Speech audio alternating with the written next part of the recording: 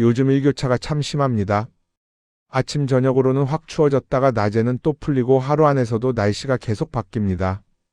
이런 시기에는 몸이 괜히 으슬으슬한 느낌이 들고 아침에는 관절이 굳은 것 같고 컨디션이 쉽게 올라오지 않는다고 느껴지는 분들도 많으실 겁니다. 대부분은 나도 나이가 들었나 보다 생각하지만 가장 먼저 확인해 봐야 할 것이 따로 있습니다. 바로 몸의 체온입니다. 면역이 갑자기 약해진 것이 아니라 체온이 떨어지면서 면역이 제대로 움직이지 못하는 상태가 되는 경우가 생각보다 많습니다. 이걸 모르고 지나가면 어떤 일이 생길까요? 감기든 피로든 회복이 점점 느려지고 예전보다 몸이 쉽게 지치는 방향으로 굳어집니다. 오늘은 왜 이런 변화가 생기는지 그리고 왜 체온이 면역의 출발점이 되는지를 차분히 짚어보겠습니다. 많은 분들이 면역을 떠올리면 먼저 영양이나 보충제를 생각합니다. 하지만 면역은 무언가를 더 넣는 문제 이전에 면역세포가 제대로 움직일 수 있는 조건이 갖춰져 있느냐가 중요합니다. 그 조건의 핵심이 바로 온도입니다. 우리 몸의 면역세포는 일정한 체온 범위에서 가장 효율적으로 작동하도록 설계되어 있습니다. 하지만 체온이 내려가기 시작하면 면역세포는 최소한으로만 움직이는 상태가 됩니다. 열 손실을 막기 위해 혈관을 수축시키고 에너지를 꼭 필요한 곳에만 씁니다. 이 과정에서 손발과 피부, 소화기관 같은 부위는 뒤로 밀립니다. 그래서 손발이 차가워지고 속이 더부룩해지고 몸이 쉽게 굳는 느낌이 생깁니다. 그래서 같은 생활을 해도 몸이 따뜻할 때와 차가울 때 컨디션 차이가 크게 나는 것입니다. 특히 면역에서 중요한 것은 세포의 숫자가 아니라 이동성입니다. 면역세포는 필요한 순간에 얼마나 빨리 도착하느냐가 핵심인데 체온이 떨어지면 이 이동 경로가 둔해집니다. 그렇다면 왜 이런 현상이 나이가 들수록 더 잘 나타날까요? 그 이유는 근육량 감소, 혈액순환 저하, 기초 대사량 감소 때문입니다. 근육은 움직일 때뿐 아니라 가만히 있을 때도 열을 만들어내는 조직인데 근육이 줄어들면 몸의 난방 능력도 함께 약해집니다. 여기에 활동량 감소와 앉아있는 시간이 길어지면 체온은 더 쉽게 내려갑니다. 요즘 우리의 하루를 한번 떠올려 보겠습니다. 아침에 일어나면 바로 앉아서 식사하고 이동할 때는 차를 타고 일하거나 집에 있을 때도 대부분 앉아 있습니다. 몸을 크게 움직일 일은 점점 줄어들고 하루 중 상당 시간을 같은 자세로 보내게 됩니다. 하체는 우리 몸에서 가장 큰 혈액 저장 공간인데 앉아있는 시간이 길어질수록 하체 연류가 눈에 띄게 줄어듭니다. 그래서 체온이 떨어지는 사람들의 공통적인 특징이 하체부터 차가워진다는 점입니다. 이 상태가 반복되면 몸은 그 온도에 적응합니다. 처음에는 춥다고 느끼다가 시간이 지나면 차가운 상태가 익숙해집니다. 이를 온도 감각 둔화라고 설명합니다. 몸이 차가운 상태를 정상으로 착각하게 되는 것입니다. 그래서 손발이 차가워도 별 문제 없다고 느끼게 됩니다. 다음으로 살펴봐야 할 조건은 실내 환경입니다. 요즘은 계절과 상관없이 실내가 일정한 온도로 유지됩니다. 여름에는 냉방, 겨울에는 난방이 기본입니다. 문제는 이 환경이 몸의 체온 조절 기능을 점점 덜 쓰게 만든다는 점입니다. 특히 낮과 밤의 온도 차이가 큰 시기에는 몸이 적응할 틈이 없습니다. 이때 몸은 안정적인 상태를 유지하기 위해 열을 더 아끼는 방향으로 반응하고 결과적으로 기본 체온은 점점 낮아집니다. 식사 습관도 중요한 역할을 합니다. 많은 분들이 건강을 위해 식사량을 줄이거나 끼니를 거르는 선택을 합니다. 하지만 장시간 공복 상태가 반복될수록 몸은 에너지를 절약하기 위해 대사 속도를 낮춥니다. 대사가 느려지면 열 생산도 함께 줄어듭니다. 몸 입장에서는 지금은 버텨야 할 상황이라고 판단하고 난방을 끄는 셈입니다. 여기에 찬 음료가 더해지면 내장 온도는 더 빠르게 떨어집니다. 내장이 차가워지면 몸은 다시 혈관을 수축시켜 열 손실을 막으려고 합니다. 이 과정이 반복되면 체온은 회복될 기회를 잃고 차가운 상태가 기준이 됩니다. 이때 나타나는 변화가 바로 속이 더부룩하고 소화가 느려지고 식후에 유독 졸린 느낌입니다. 수면 또한 체온과 밀접하게 연결되어 있습니다.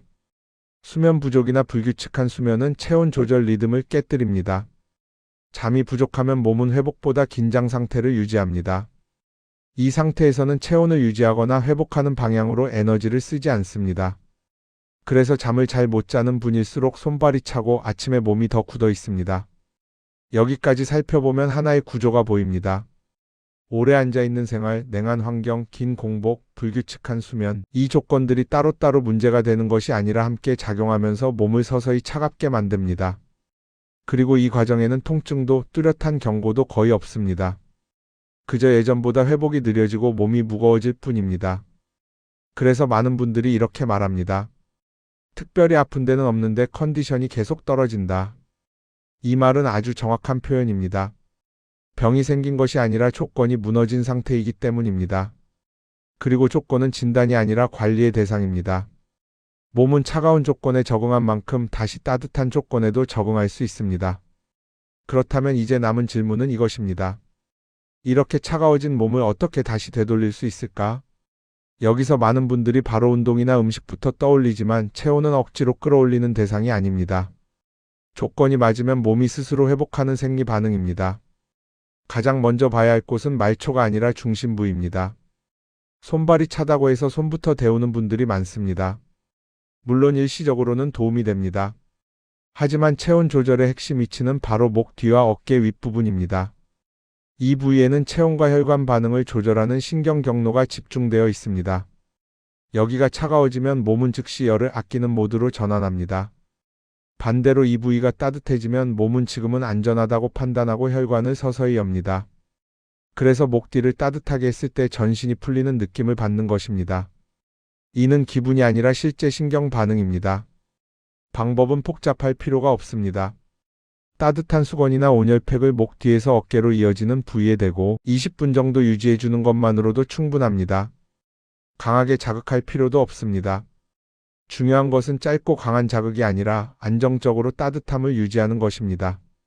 이 시간이 지나면 몸은 긴장을 풀고 혈류를 다시 흐르게 할 준비를 합니다. 다음으로 풀어야 할 조건은 하체 순환입니다. 체온이 낮은 분들의 공통적인 특징은 하체가 차갑다는 점입니다. 하체는 몸에서 가장 큰 혈액 저장 공간이자 열이 정체되기 쉬운 곳입니다. 이 부위가 움직이지 않으면 상체를 아무리 따뜻하게 해도 전체 체온은 쉽게 올라가지 않습니다. 격하게 움직이지 않아도 됩니다. 발목을 접었다 펴고 천천히 돌려주는 간단한 동작만으로도 정맥 혈류가 눈에 띄게 증가합니다. 이 움직임이 종아리 근육을 자극하면서 아래에 머물던 혈액을 위로 밀어 올립니다. 이 동작은 앉아서도 누워서도 할 수 있습니다. 특히 아침에 일어나자마 하거나 잠들기 전에 짧게 해주면 하체에 머물던 냉기가 빠지면서 몸이 훨씬 빨리 풀리는 것을 느낄 수 있습니다. 세 번째로 중요한 조건은 말초보다 내장을 먼저 데우는 것입니다. 손발이 차가울수록 많은 분들이 손난로나 두꺼운 양말을 찾습니다. 하지만 연구에서는 내장 온도가 회복될 때 말초 온도도 함께 따라온다고 설명합니다. 내장이 차가운 상태에서는 몸이 계속해서 열을 중심부에 가두려고 하기 때문에 손발은 쉽게 따뜻해지지 않습니다. 이때 가장 간단하면서도 효과적인 방법이 따뜻한 물입니다. 아침에 일어나 따뜻한 물 한 컵을 천천히 마시는 것, 식사 전에 따뜻한 물을 조금 마시는 것만으로도 위장에 온기 자극이 들어갑니다. 이 자극은 자율신경을 통해 전신 혈관 반응에 영향을 줍니다. 그래서 내장이 먼저 풀리면 손발도 늦지 않게 따라옵니다. 네 번째 조건은 몸의 자세를 회복시키는 것입니다. 체온이 낮은 분들의 또 다른 공통점은 몸이 구부정하다는 점입니다. 어깨가 말리고 등이 굽어 있으면 가슴과 복부의 혈관이 눌려 혈류가 원활하지 않습니다. 벽에 손을 대고 몸을 길게 펴거나 어깨를 뒤로 열어 가슴을 펴는 동작은 열이 흐를 통로를 다시 만들어줍니다. 하루에 한 번만 해도 충분합니다. 체온 회복은 의지나 근성의 문제가 아닙니다. 신경, 혈관, 하체 순환, 내장 온도, 자세. 이 조건들이 순서대로 맞아 들어가면 몸은 자연스럽게 따뜻해집니다. 그리고 이 모든 과정은 지금 이 순간에도 바로 시작할 수 있습니다. 의구심이 들 수도 있습니다. 정말로 이렇게만 해도 몸이 달라질까? 몸의 변화는 한 번에 오지 않지만 어느 순간 달라져 있습니다. 가장 먼저 달라지는 것은 혈관의 반응입니다. 체온이 조금이라도 회복되면 우리 몸은 더 이상 열을 숨길 필요가 없다고 판단하고 말초혈관이 서서히 열리기 시작합니다. 이 단계에서 가장 먼저 느끼는 변화가 손발의 느낌입니다. 여전히 따뜻하다고 할 정도는 아니지만 예전처럼 얼음장 같지는 않다는 감각이 생깁니다. 이것이 체온 회복의 첫 신호입니다. 혈관이 열리기 시작하면 그 다음으로 달라지는 것은 면역 세포의 이동 속도입니다. 이때 특히 민감하게 반응하는 것이 자연살의 세포와 대식 세포입니다. 이 세포들은 외부 자극이나 비정상 세포를 빠르게 감지하고 대응하는 역할을 합니다. 체온이 회복되면 이 감시 시스템의 반응 시간이 짧아집니다. 그래서 예전보다 감기에 덜 오래 끌리고 염증이 생겨도 회복이 길어지지 않는 방향으로 바뀝니다. 세 번째로 나타나는 변화는 피로의 양상이 달라진다는 점입니다. 체온이 낮을 때는 쉬어도 피로가 잘 풀리지 않습니다.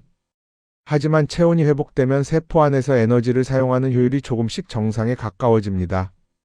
이 단계에서는 같은 일을 해도 숨이 덜 차고 잠깐 쉬면 예전보다 회복이 빠르다는 느낌이 듭니다. 이건 체력이 갑자기 좋아진 것이 아니라 몸의 리듬이 제자리를 찾고 있다는 신호입니다.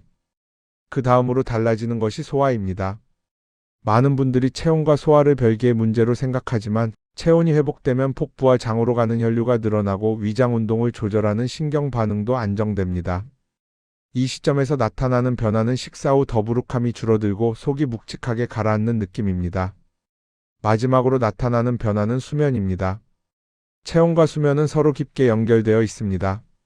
낮 동안 체온 조절이 안정된 사람일수록 밤이 되면 자연스럽게 졸림이 오고 수면의 깊이가 깊어집니다. 따라서 체온이 회복되기 시작하면 밤에 손발이 덜 차가워지고 잠자리에 들었을 때 몸이 긴장 없이 가라앉는 느낌을 받게 됩니다. 이때부터 수면의 질이 서서히 달라집니다. 여기까지의 변화를 정리해보면 이렇습니다. 체온이 회복되면 먼저 혈관이 열리고 그 다음 면역 세포의 움직임이 살아나며 피로 회복 속도가 달라지고 소화와 수면이 차례로 안정된다. 이 순서는 개인차는 있어도 크게 어긋나지 않습니다. 이제 여러분은 몸의 변화를 해석할 수 있는 기준을 하나 가지게 되셨습니다. 손발의 온기, 회복 속도, 소화 상태, 잠의 깊이, 이 네 가지를 보면 지금 내 체온 리듬이 어느 방향으로 가고 있는지 충분히 알 수 있습니다. 오늘 내용을 한 문장으로 정리하면 이렇습니다. 면역은 특별한 방법으로 키우는 능력이 아니라 무너지지 않게 지켜야 하는 기능이고 그 출발선에 체온이 있습니다. 체온이 유지되면 몸은 방어와 회복에 에너지를 쓰고 체온이 떨어지면 몸은 생존을 우선하며 회복을 뒤로 미룹니다. 이 차이가 시간이 쌓이면 몸 상태의 큰 차이로 이어집니다. 그래서 앞으로 건강을 관리할 때 복잡하게 생각하지 않으셔도 됩니다. 무엇을 더 먹어야 할지보다 지금 내 몸이 충분히 따뜻한지부터 살펴보시면 됩니다. 아침에 몸이 얼마나 굳어 있는지, 손발의 온기는 어떤지, 피로가 얼마나 빨리 풀리는지, 잠이 얼마나 깊은지.